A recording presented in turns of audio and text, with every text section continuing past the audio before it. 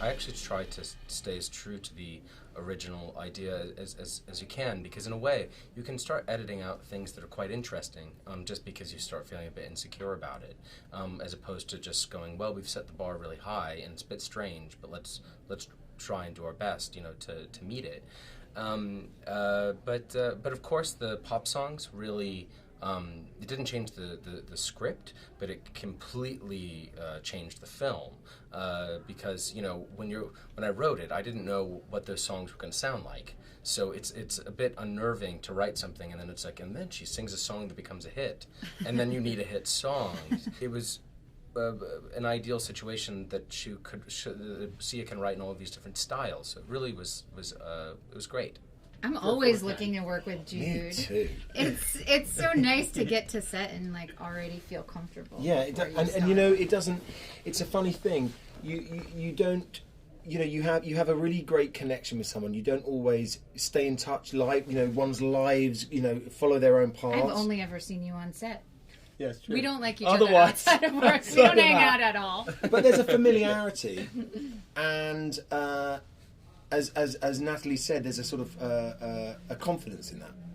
You trust. It's a trust. It was a very fast shoot, so we kind of had to show up and execute. Mm-hmm. It was like okay, we have frequently I think we were shooting scenes in an hour and a half, which is very, very little. And so. Although having said that, looking back, obviously it was hell too, certainly for you. But there was a long period where the financing kept dropping away. So Brady and I first met, and it was almost 2 years before we... am I right? Yeah, that's right. Before we actually then got into production.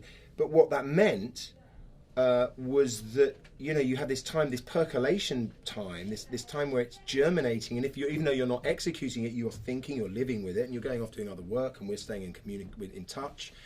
And actually looking back, it was a kind of a luxury in a way, because I feel like I got there and I felt so clear and confident with what you had talked about and what we had discussed.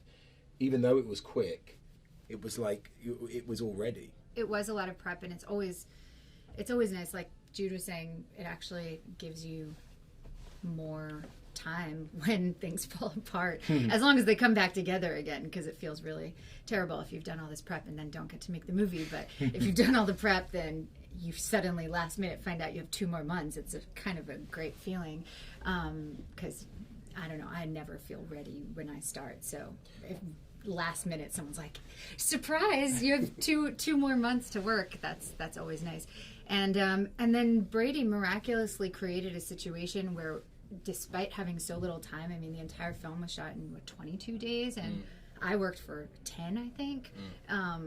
That we had, it felt like luxurious time to work on the scenes, and I think it was because Brady was so specific in how he wanted to shoot things, allowed them to be these kind of long takes so that we could just work on. It was almost like it felt like doing theater almost, that we could just do a scene from start to finish and really work off each other and play and make each time different. And we got many takes, as opposed to covering something to death where then you only get 1 or 2 takes.